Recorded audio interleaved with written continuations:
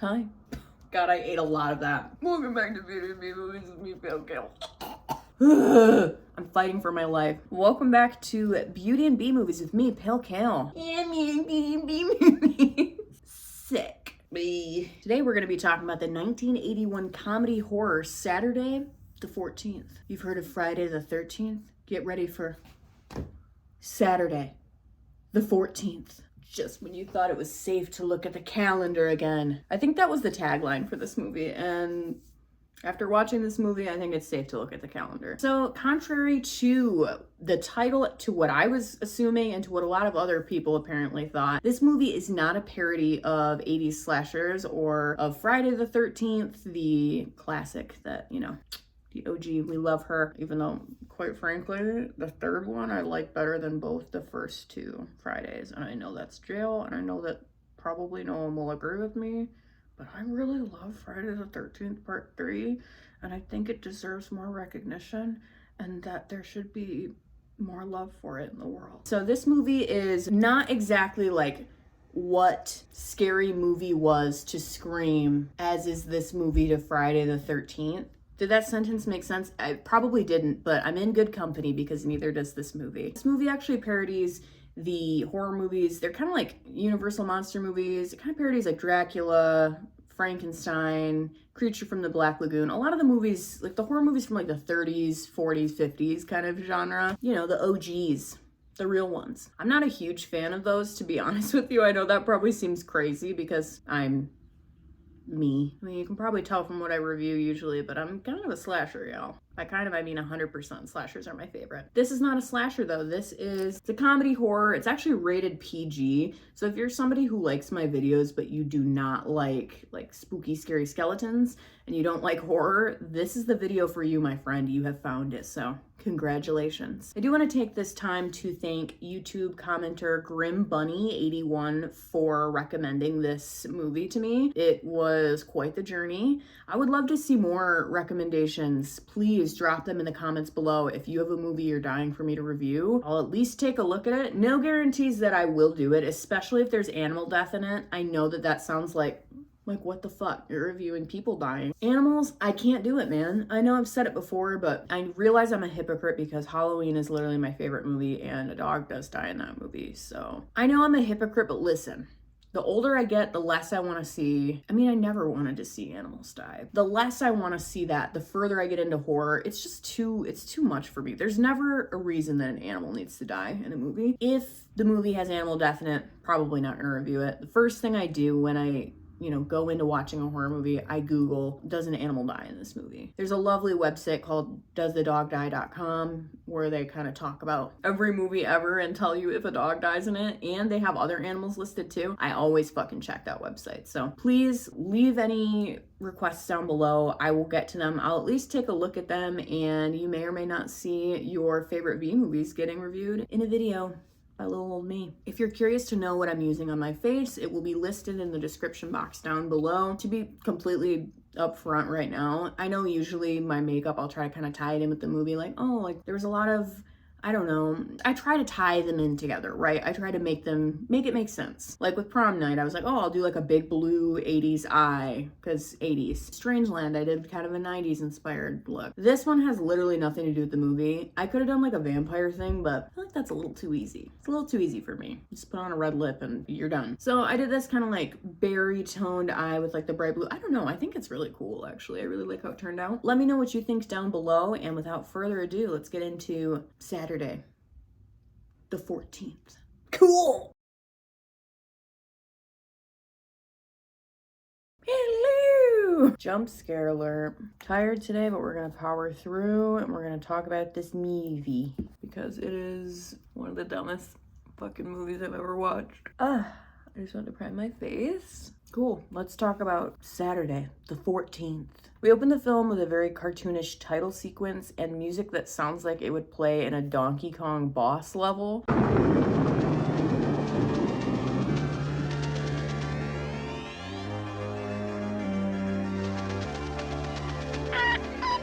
I don't know how else to describe it. It like sounds like one of the songs that plays when you have to defeat the boss. That kind of opening title sequence establishes the tone that we are in store for something that is much more goofy and silly than it is scary. So like I said in my intro, if you like my videos but you really like get scared easily or don't really like horror movies, this is the perfect one for you because not one frame of this film is scary. I promise. This is a really good shade match for me.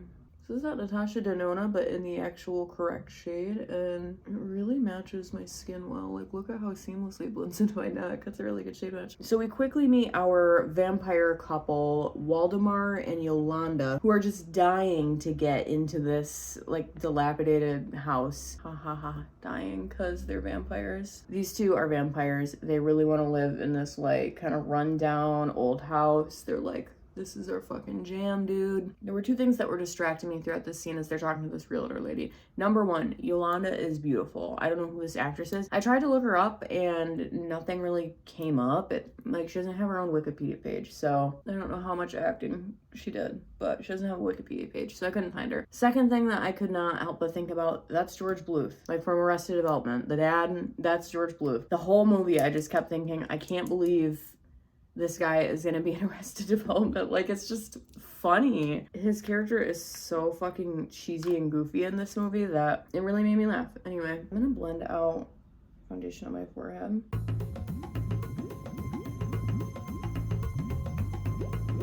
Anyway, so Yolanda and George Bluth, sorry, Waldemar. I hate that name, so it's gonna be hard for me to fucking remember. It's like, where's Waldo, but make it goth. Yolanda and Waldemar are dying to get into this house, but their realtor friend tells them, actually, it's not on Zillow just yet, babes, because our main couple, John and Mary, just inherited it through John's uncle's estate. Yeah, they learned that they've been left this house in the reading of John's uncle's will from the executor of the estate before I guess he tries to tell them about a curse that's on the house, but I guess he dies in the middle of the reading or whatever this is supposed to be. Well, as I understand it,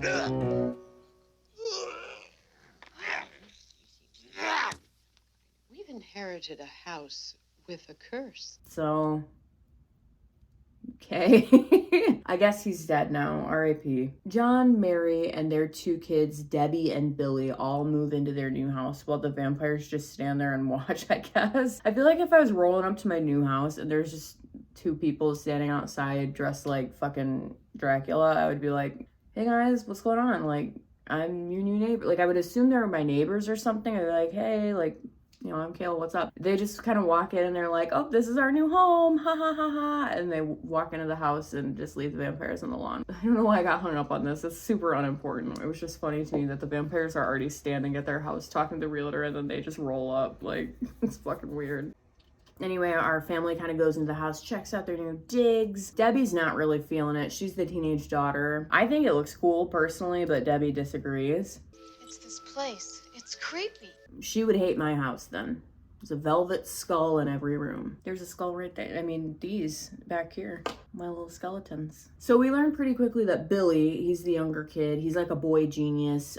He looks like Shirley Temple, but he's a boy genius. And he spends most of his time fixing fuse boxes and reading dusty old books. Just as he sits down with his newest read, his parents, John and Mary, I just want to get this out of the way. Inarguably, these people are fucking morons. Like, they're just stupid. That's the joke of their characters, is that they're extraordinarily unobservant to what's going on around them. No spatial awareness, not a clue about anything. They're just fucking bright-eyed and there's not a lot going on upstairs. They find a note inside the refrigerator, not on it, inside it. So, okay, sure. They find a note that was left inside the refrigerator that says, don't open the book. That's all it says. There's no context as to what book, but in the next scene, we see Billy just kind of hanging out with his book and it's implied Billy has opened the book, especially when we see the title page of the book.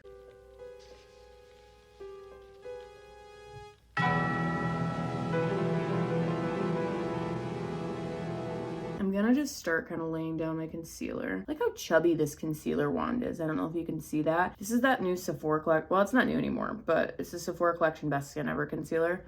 It's fine. Is it the best thing I've ever used in my life? Is it truly the best skin ever? Jury's out on that, but it's a decent concealer.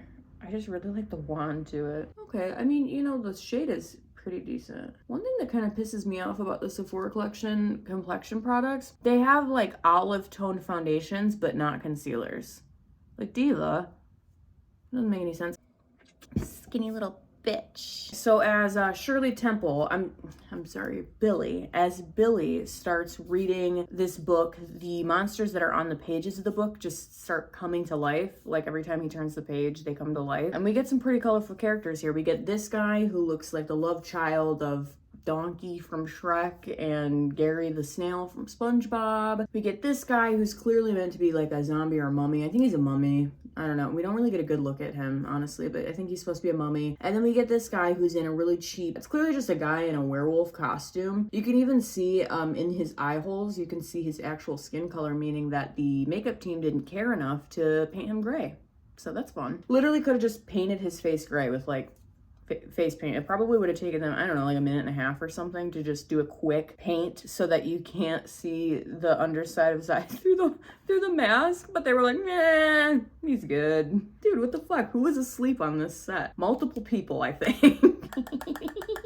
I'm on one today. So Gary the Snail comes inside to scare the snot out of Curly Top over here. He screams for his dumb daddy-o and tries to tell him, hey, look, there's a fucking monster in my room, man. What are you gonna do about it? But this is a horror movie, sort of. So what would it be if the dad believed his son? Of course he does not. To be fair, the old, like, there's a monster in my room gag, kind of the oldest trick in the book. So I get why the dad is a little bit trepidatious. The dad, you know, he's not really believing Billy, even though this motherfucker is still, he's like stepping on his heels at this point. Like Gary the Snail is literally behind his back. The dad's like, I don't see any monsters in here. Woo. And the snail is like right here, like, what's up? You see monsters, bro? What's up? Are we cool? I was like, okay, somebody has no fucking spatial awareness whatsoever. I'm like a horse. If somebody's behind me, I'm gonna start kicking. I'm like, get the fuck away from me. Like, I know, I can feel the breath. I can feel your presence, and I don't like that shit. The dad apparently cannot. He's like, Do you see a monster in this room? I can't believe that I'm standing here in the middle of the night arguing with a 10-year-old kid about the existence of monsters. He leaves his son alone. He's like, go to bed, Billy. Shut the fuck up, Curly Top. So Billy's alone to fight the monster, and he fights this monster with a very Black Roses-esque scuffle. If you haven't seen my review on Black Roses, you can find it right here. Definitely go check it out. It's quite a movie. But he's kind of taking the book and like beating the monster with it. Like he's like, get back. Fighting this monster with the Book of Evil, which he uses as kind of a shield to push the monster out the window. Just kind of establishing that Billy is the one who gets shit done around here.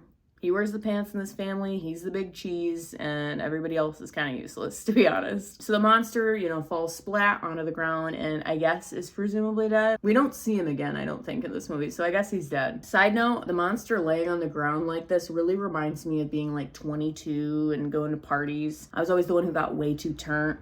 Usually I'd throw up. Not always, but usually. And I just want to put this out there. If you met me at a party when I was in my early 20s, no, you didn't. No, you didn't. Even if I did your chart in the bathroom, you didn't. I'd like to formally apologize for the multiple people who were asked, are you a Sagittarius? When I did not know them at the bar. All right, so the next morning, our little family wakes up to a sparkling clean house. Dishes have been done. The parents are, I guess the dishes were left out overnight and the parents are like, who did the dishes? Like, that's weird. We were expecting to do them this morning. They assume it was the daughter, Debbie. She says, hell no, I didn't do the fucking dishes. Are you crazy? So then they're like, oh my God, Billy must have done the dishes. Just like every, 10-year-old kid likes to do. Get up early and do all of the family's dishes from the night before. Thank you for doing the dishes last night. I didn't do the dishes. Oh? Must have been Debbie. Or maybe there are elves in the house. Elves. Totally makes sense. But yeah, I don't know, guys. Judging by this like super-sized dish glove, I'm gonna go ahead and assume that those don't belong to Billy's tiny little hands. Damn these considerate monsters. What's next? They're gonna sweep the whole house? They're gonna mow the lawn? Scoop the kitty litter? You could use a couple of them in my house. Ah-ha-ha! Sorry. I became a boomer for a second. I feel like that's boomer humor. Boomer humor? Wait, I didn't even think of that before I said it. It just came out. That's cute. It rhymes. I'm back on my pink slush shit. Can't find the fucking cherry bomb Milani's anywhere. I found them one time. I found 6 of them and I bought all of them. I cleaned them out. Yeah, so John and Mary bounce. They're like, we're gonna get some curtains for the house, because there's this running joke where Mary's like, it's so loud outside. Like, if we get curtains, that will help. Forget it. It'll be much quieter once we get curtains on the window. I guess, like, to block sound. I don't know. I think of curtains to help with light, but sure, who fucking knows. So they bounce. They're like, we're gonna go buy some curtains, and we get our obligatory bathroom scene. Of course, this is an 80s horror film, so luckily we don't see any nudity. This movie is actually rated PG. That was the moment I knew it's gonna be silly. What kind of horror can we see that's rated PG? So we don't see any nudity here. I was glad about that. Debbie seems like she's like 14 or something. Not that I'm ever like, ooh, yay, nudity. Well, that's not true. Not that I'm ever watching these movies for the nudity specifically, but in this case, I'm glad we didn't get that. That's all I'm saying. And we do get some really, really nice product placement with the Nikes here. There's a lot of product placement in this movie if you really watch for it. There's quite a bit. Why was she wearing her shoes inside anyways? Why was she wearing her sneakers in her house? I feel like that's weird. Am I weird? I feel like that's weird. Anyway, it doesn't matter. Debbie's bubble bath gets interrupted by this creature from the deep. Yeah, he's supposed to be based on Creature from the Black Lagoon. And I do want to include a side note here. The actress who plays Debbie has a really good horror movie scream.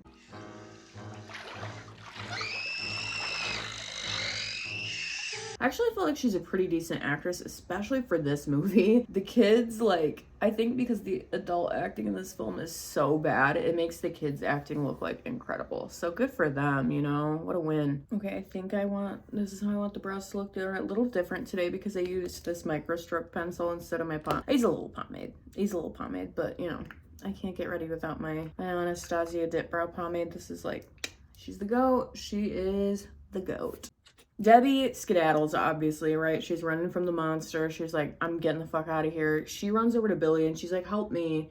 Like, you're supposed to be the smart one. Why they're relying so much on this 10-year-old to, like, fight these monsters? I guess he's the only one that knows how to pick up a book. I don't know why they're relying on him so much, but he goes running to look for the Book of Evil because he's like, well, I defeated Gary the Snail / Donkey with the Book of Evil, right? Anyway, he goes looking for the book, and in all of their tidying up, it seems that the monsters have taken the book back. So they hid it, essentially. Also, just a quick little thing. I don't know what's all over it, but I'm using this NYX brow glue. This stuff is super good. It has a really weird applicator here. That's the applicator. It's got this like weird slanted tip applicator. It's really nice. And you just squeeze the product up through the applicator and then kind of just dress your brows up a little bit.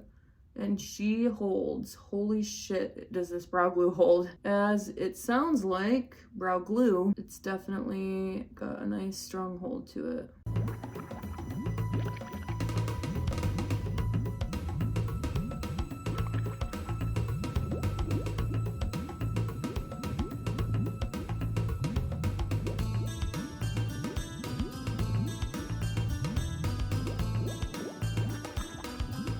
Nice, I like these brows. So Billy goes looking for the book, doesn't find the book. Luckily, their policeman neighbor is just conveniently walking by. Also convenient that their neighbor is a cop. He's just kind of walking by like, like going about my day, and he hears like a struggle inside. He comes into the house and he starts shooting at the perp, which is the monster. Has no reaction to the fact that he's shooting at the creature from the Black Lagoon. He's just like, hold it, stop, I'll shoot. Maybe it's because he was like, oh, that's a guy in a fucking costume from Spirit Halloween. I don't know. But anyway, he shoots at the monster, and Fish Boy over here takes a bullet to the gills, but it does not take him down. It does not stop him from wrestling with the police officer. I can't say wrestling seriously without thinking of South Park. He's like, it's not real wrestling. He starts wrestling with the police officer and I guess kills him. So anyway, Fish Boy ices a cop and he like drags the cop away. I don't know what they're gonna do with him, but he takes his little prize and leaves the house. I guess he's happy because he got to murder somebody. And then Billy tries to like clean up the evidence. Like the cop left his hat there. Billy like tosses it away. He like puts his sister back in the bathtub. The first thought I had with that was, ew, he saw her naked, because she was running around like a little towel, right? I was like, what the fuck? He just put her back in the bathtub, so he took her towel off and she was naked in front of him? Gross. What is this, fucking Night of the Demons all over again? Wow, but this is booby, sis. But no, she's still wearing the towel. He just like throws her in the bathtub unconscious because she fainted when all this happened, of course, obviously. She's a damsel in distress. She was like, oh my god, I can't, oh.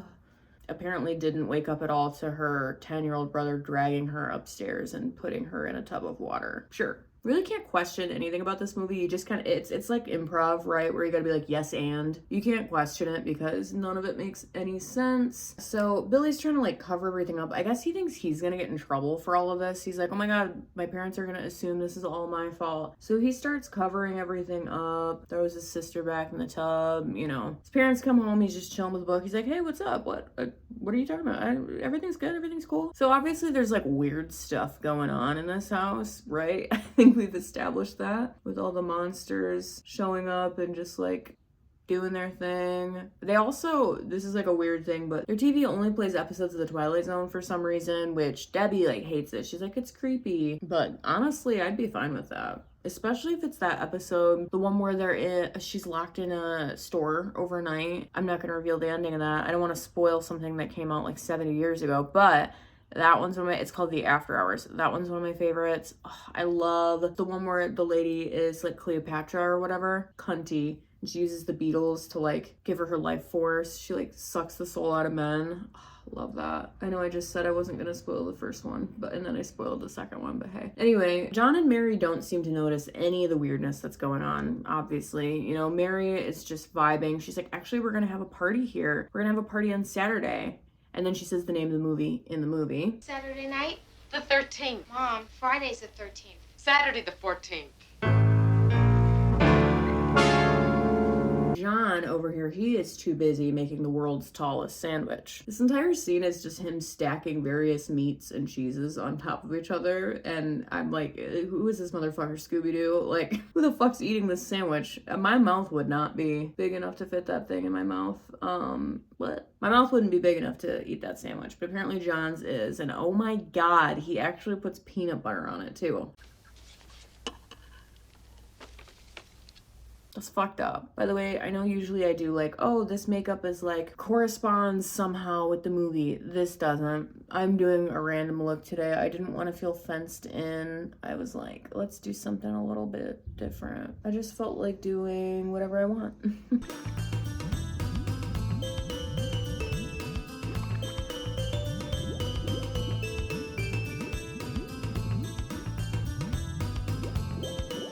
So Mama Mary over here, she is cleaning the house to get ready for the party on Saturday the 14th. She's trying to zhuzh it up, make it look nice. And she stumbles across some owls in the attic. And by owls, I mean they're bats. It's freaking bats. Like the whole movie, there's this running joke where Mary's like, oh, it's just an owl. And it's like clearly one of those $5 Spirit Halloween bats that you buy for decoration around Halloween, or maybe you just use in your house year round. Me? No, I don't have any fake bats. I do have a bat tattooed on my arm though.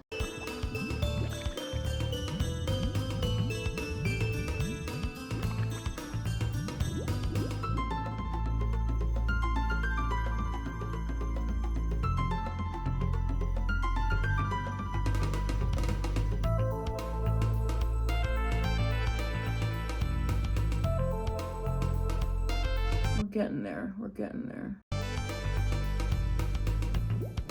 I like how you can see that the bats are clearly like on a wire, like going towards her. They didn't even try to disguise it. I also like how blasé she is about this fucking bat like clawing at her cleavage.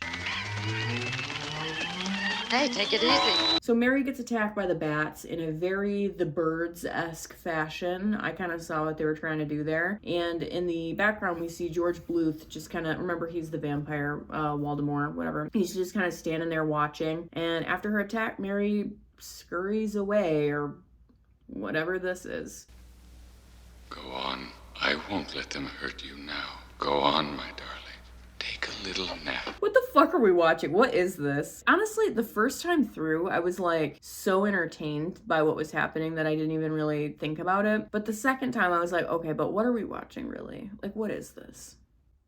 So because of the owl attack, John calls an exterminator. And if you're confused as to why I keep saying owls, it's the bats. I can't get over the fact that this bitch thinks an owl and a bat are the same or look in any way similar. And we kept hearing owls. How dare you? Hedwig would be rolling in her grave. Anyway, so they find an exterminator, and it turns out that the exterminator is Van Helsing. If you aren't familiar with Van Helsing, to make a long story short, he is a vampire slayer. No relation to Buffy that I know of. So Van Helsing is super stoked to go check out the bats, obviously. Bats! 329 Elm Street. That sounds so hopeful, so inviting. Yeah, wait until 1984, you won't think that anymore. Place is gonna become a straight up nightmare.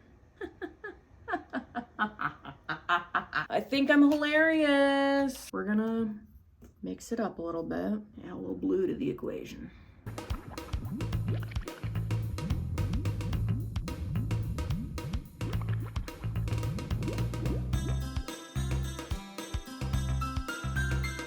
The hope and dream is that this looks cool on camera. It looks like it to me.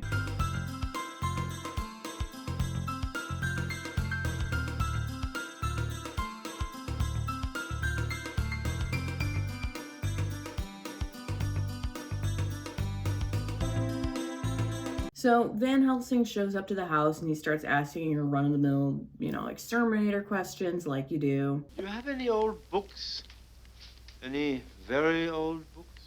And he also insists on staying the night. So again, just your typical exterminator visit. He's like, got a suitcase. He's like, actually, I'm gonna stay the night here with you guys, if that's cool. He didn't even say if that's cool. It was just like, I'm staying the night. And they were like, okay, we'll show you the guest room. Just a normal, typical kind of guy. Very normal visit. I like this bright sky blue and kind of berry purple combo. It's not something that I do very often. That's pretty. I feel like that's pretty. You think it's pretty? Tell me I'm pretty! I'm losing it. So Mary seems super, super psyched about their sleepover though.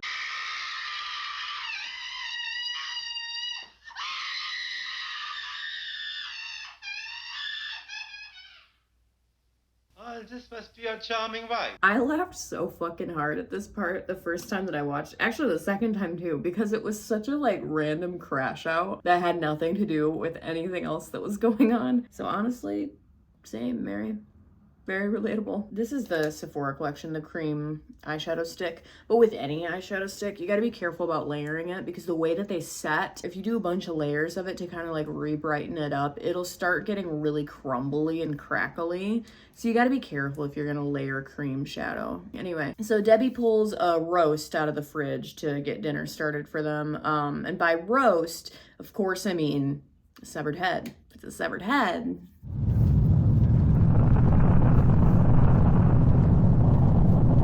I'm gonna be very upset. I'm sorry, I can't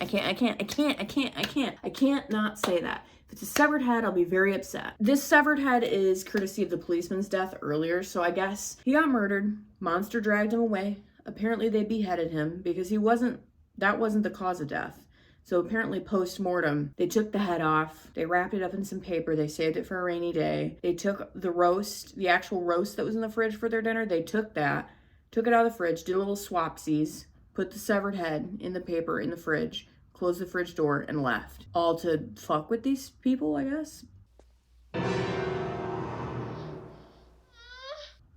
Sure, why not at this point? I love this scene because the kids are just casually talking. They don't even notice the severed head, they're just kind of chatting. Billy keeps going over and closing the curtains because they keep opening on their own. There's a lot of fun little side gags in this movie that if you look at background characters and stuff, you'll notice. There was a lot of, in a weird way, attention to detail. There's just a lot of running gags, I guess. And in this scene, the running gag is that the curtains keep opening on their own and Billy keeps walking over and having to shut them.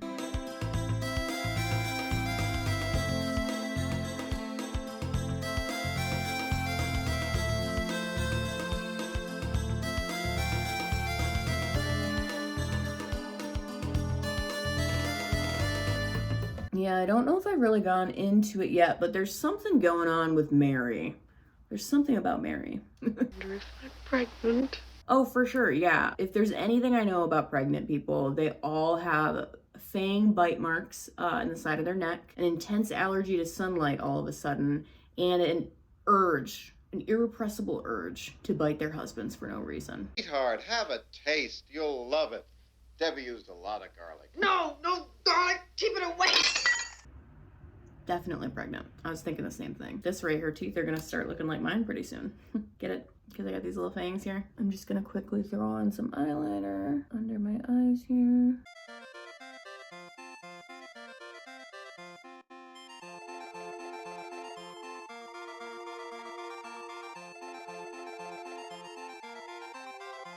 Yeah, it's pretty.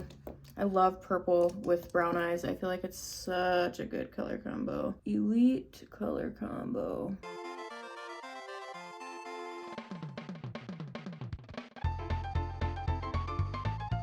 At family dinner, Van Helsing spills the beans, because remember, he like lives there now or whatever. He's decided he's a part of the family now. He spills the beans. He's like, listen, that book of evil that Billy opened up, whoever has that book can control the world if they want to. Anything happens to that book, the whole world has problems. If someone should open that book, his soul would be doomed to eternal hellfire and damnation.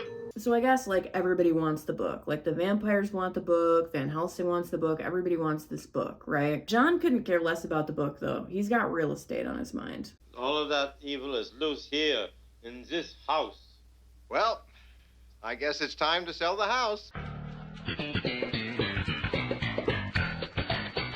The chipper way that this guy says his lines, he just, every single line, he's like, well, I'm just an idiot. Haha. The way that he does it is so fucking funny. That shit made me laugh the whole movie through. Like, the acting is like goofy and dumb and like, yeah. But God, it's fun to watch. It's so entertaining. He's like, oh, I guess it's time to sell the house. And then Van Helsing says this shit. Selling the house now would be like closing the barn door after the horses have eaten your children. What? I want to know who wrote for this movie and what like the thought process was there, like when they were coming up with the lines and the jokes and the dialogue and all that shit. Because what the fuck? I've never heard this phrase before. If it is a phrase, that's fucking crazy. These are my favorite lashes. These little spiky spikies. They're from a company called Boldface Makeup. I've always ordered from them. The only thing that gets me is that they don't have like a minimum for like free shipping or whatever.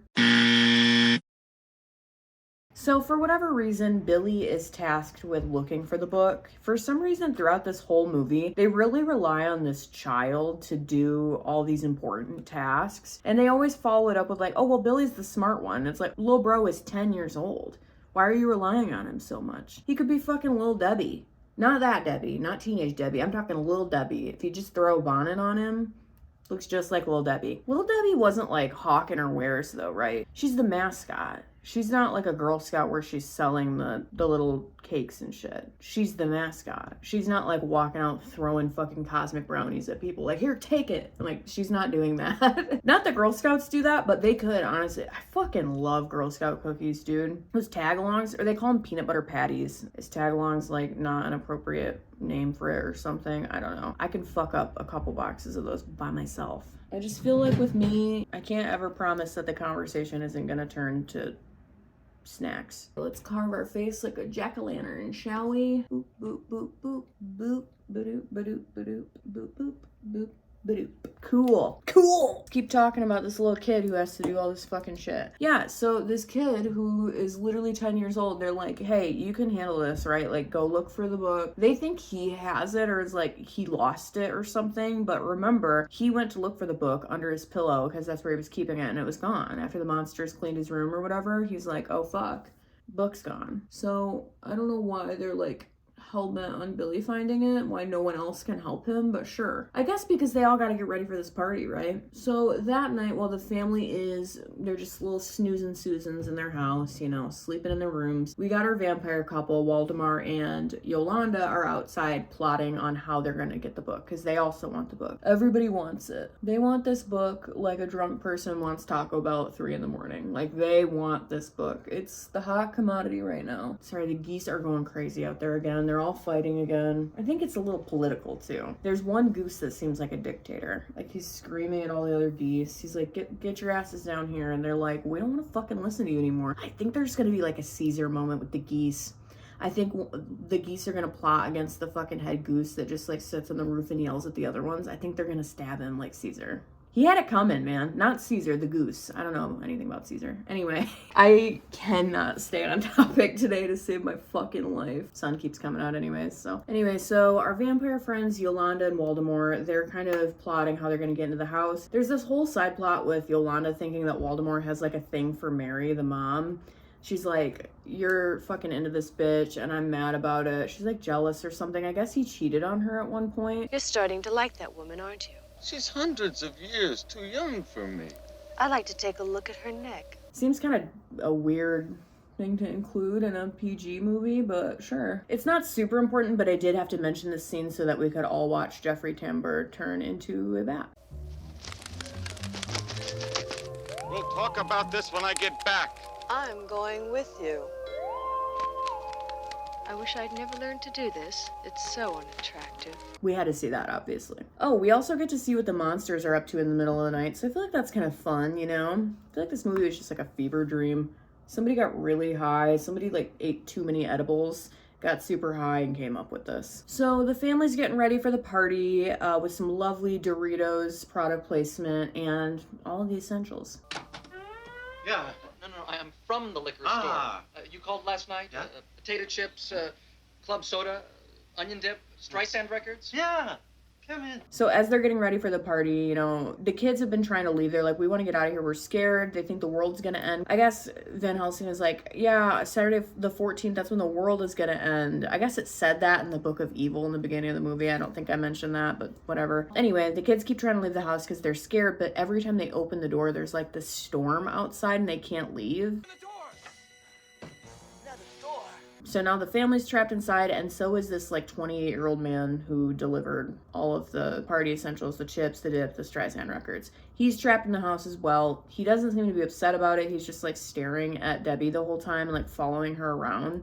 George and Elizabeth Benson got into their car to go to a party. Come on, man. She's like 14 and you're like 28. Let's cool it on the fucking creeper charges, shall we? Check Epstein's fucking list. Maybe he was on there. Anyway, so the party's about to begin. Mary comes downstairs wearing her Bride of Frankenstein best, and she's ready to host the shit out of this party. The party guests, who are a bunch of family members that no one seems to like, which kind of tracks, I guess, they start showing up. They're kind of checking out the house. I think they were there when the reading of the will was happening, and they were all kind of pissed because they didn't get the house. So now they're checking out the house to see if it was like worth getting mad over, I guess. The gag here is that they all bring gifts. It's like a housewarming type of party, and everyone brings an electric can opener.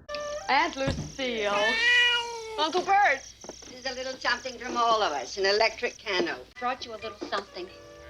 It's an electric can opener. It's exactly what I needed. Oh, Ha ha ha ha. Like, that's the joke. Some of the humor in this movie falls really flat. This can opener bit, like, I get it. Haha, it's funny. Everybody brought the same gift, I guess. But I don't know. I was like, okay, sure, Jen. I do really like this guy who shows up. He looks like he knows how to party. You call those hors d'oeuvres? This one's got no meat on it. Which way is the bar? But yeah, so I guess the go-to gift with this party is the electric can opener. And that's, again, the thing with this movie. You can't ask questions. You can't wonder why. You just have to kind of go with it and be like, okay, sure. This bitch now has like 14 electric can openers. I feel like this blush color is really pretty. This is the Milk Cosmetics. Their powder blushes.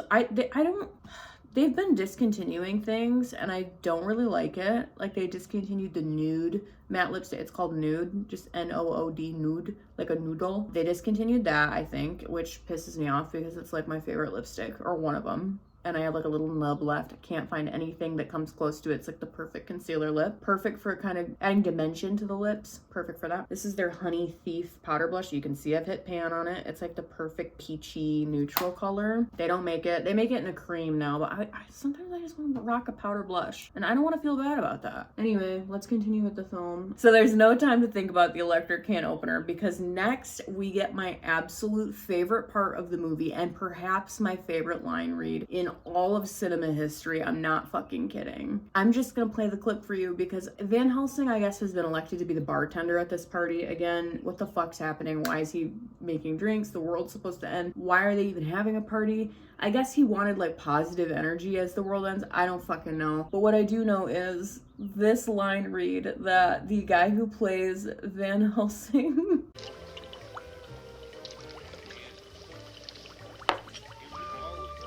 Anyone had the banana daiquiri?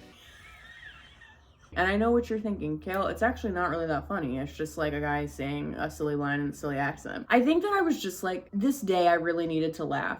I was just mentally, I was going through it and I was like, I just need to laugh. And it's the way that he looks up like a sad dog and has his eyes like half open, literally like a sad dog in the rain, eyes half open. He's like, did anyone have a banana daiquiri? I know it's not that funny. I watched that part like 4 times. I rewound it so many times and just kept watching it. I paused it. I showed it to my fiance. I was like, you have to see this. He kind of like chuckled like politely, you know, as you do when something's not really that funny and somebody else is like fucking skippy over it. Anyway, I mean, where's the Oscar for this movie on that line read? You know that they did that take once and they didn't like give him a chance to like play with it and have fun with it. They're just like, nah, that's fine. They can tell what you're saying. Also, banana daiquiri sounds fucking disgusting. I'm not really like a huge fan of like creamy drinks. I feel like that was very 70s, 80s, very that time period. Like, ooh yeah, let's drink like cream of coconut or something. I don't want to do that. I want something like a little more, I don't know. I love a Moscow Mule. That's my favorite. So Billy goes missing. They look around and all of a sudden Billy's gone. And I guess Van Helsing is like convinced that Billy is the key to finding the book. He thinks that Billy's like hiding it or something. He's not. Billy doesn't know where the fucking book is. Spoiler alert, I guess, but Mary took it and hid it, the mom, because she's been bitten. She's a vampire now or whatever. They don't go super into it, but she's been bitten by fucking Waldemar, the vampire guy. He does have a thing for her. He bit her neck and she hid the book for whatever reason. So Van Helsing is convinced that Billy knows where the book is. So he makes everybody look for Billy and they're like, oh, we're playing this fun, quirky little game. You have to find the little boy. And they're like, oh, what do we get if we find him? Let's see who is the first to find him. What do we win? You got an electric can opener. Good. Jesus Christ. I get it. They're beating the joke into the ground more than I do. And that's saying something. This scene is really just an excuse so that all the partygoers can start getting picked off by the monsters one by one, because the monsters are kind of like in the house hiding to grab people. That starts happening. I'm not gonna go super into it because you think this would be like the climax of the movie or like the exciting part. It's not. The monsters mostly kill people off screen because again, this is a PG rated movie. Ernie! Oh, thank God you're here! Ernie, do something! Well, at least this bitch found her husband. She's way ahead of everyone else. Ahead, get it? I'll see myself out. Okay, I'm back and I have lashes on, I know. It's jarring. So with everyone dead except for Van Helsing, the family, and the 28-year-old delivery guy, the vampires swoop in to suck shit up. Get it? Like fuck shit up. But they're vampires. They suck blood. Again, I will see myself out. They also have Billy. Billy is like hanging out with the vampires. I guess they had like a miniature little cloak to give him. They were like, oh yeah, we've actually been carrying this around. Like, you can have it, whatever. He comes in with the vampires. He's also got the book. He somehow found the book. So I guess the vampires knew where it was at. Why they couldn't just like go in the house and take it, I don't know. I guess because they have to be bats to go into the house and maybe they couldn't carry the book as bats. I don't know. Whatever. Doesn't matter. So Billy comes in with the vampires and little Billy over here reveals a little plot twist. Van Helsing is actually the evil one who wants the book to rule the world, not the vampires. The only reason the vampires wanted the book was to keep it away from Van Helsing. So he's actually the evil one. Actually, I didn't see that coming. I thought that was a cute little plot twist. That was fun, you know, whatever. Apparently Van Helsing is in the book and the vampires kind of told Billy like, yo, he's actually evil. We just want to keep the book away from him. I really like how Jeffrey Tambor and this guy who plays Van Helsing, I don't know his name, I love how they committed here. Really strong acting choices. Were they good? Just watch.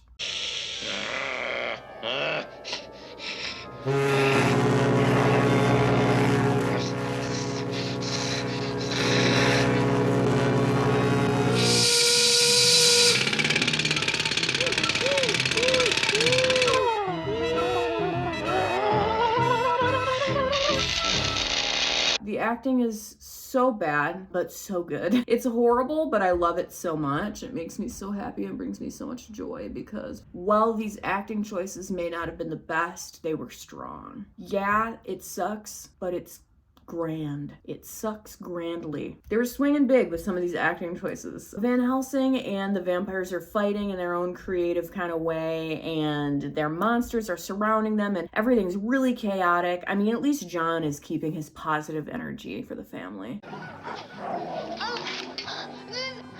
I know. Everything's gonna be fine. I want to get my lips done before this video ends.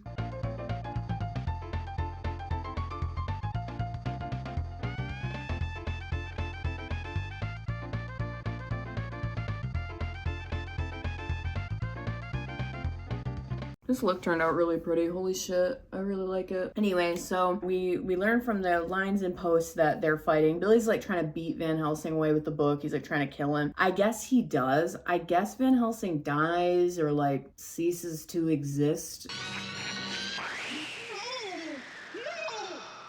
So Van Helsing dies here, or whatever this thing is, and the family lives happily ever after. John, Mary, and, you know, their kids or whatever, they move into a lovely little suburban home with their 14 electric can openers and probably a lot of shared trauma from this. Waldemar and Yolanda presumably move into the house, like the haunted house that the family had. I don't know. We don't really get to see that. I think they've had enough of this house. I think so too. It's time they lived happily ever after. And us too?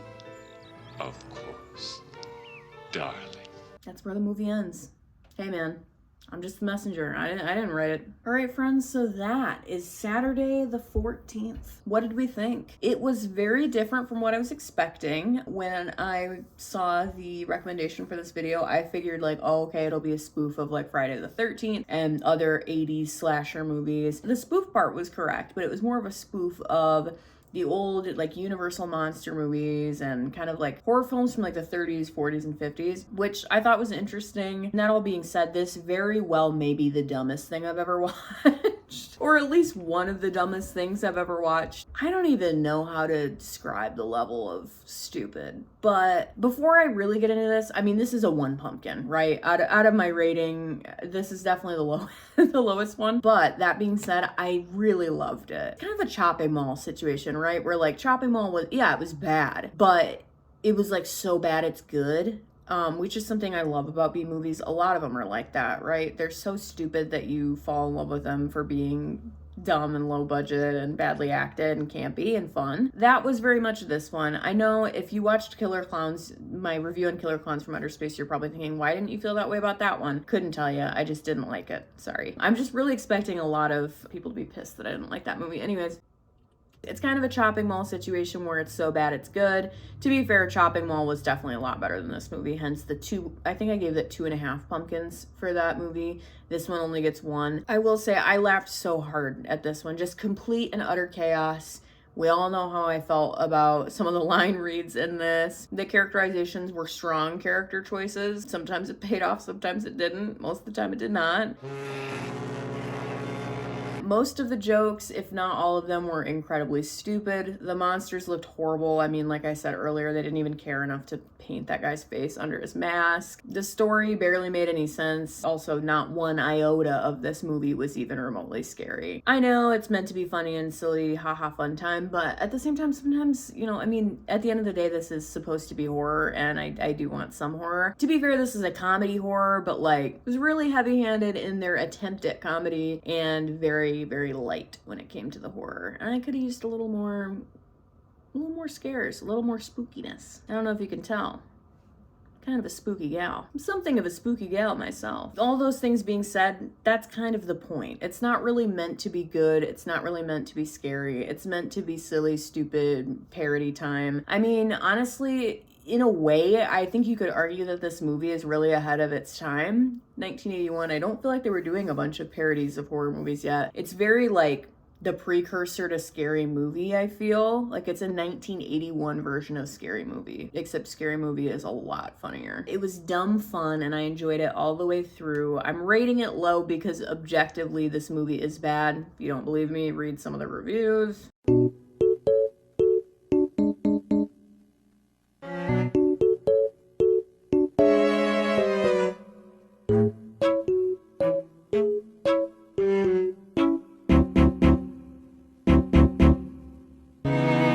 Not exactly complimentary. All of this being said, oh my god, watch this if you need a good laugh, because the day that I watched it, I certainly did, and I got it. I mean, we all know how I felt about the banana daiquiri. Anyone had the banana daiquiri? Thank you so much for watching my review of Saturday the 14th, a comedy horror from 1981 that definitely was something. I really appreciate getting this request. I've been seeing a couple different requests of movies to be reviewed in the comments, and as long as there's no animal death, I'm at least open to watching the film. And who knows, comment below and you might see your favorite B movie get reviewed by little me. So please keep them coming, keep the suggestions coming. This one was super fun. So thank you again for watching Beauty and B Movies with me, Pale Kale. Let me know how you feel about this makeup look down below. I feel like I really like how it turned out. It's something a little bit different for me. And let me know what you think about Saturday the 14th and about my reviews in general. I'd love to see more comments asking for requests of your favorite B movies down below. And until next time, I'm Pale Kale.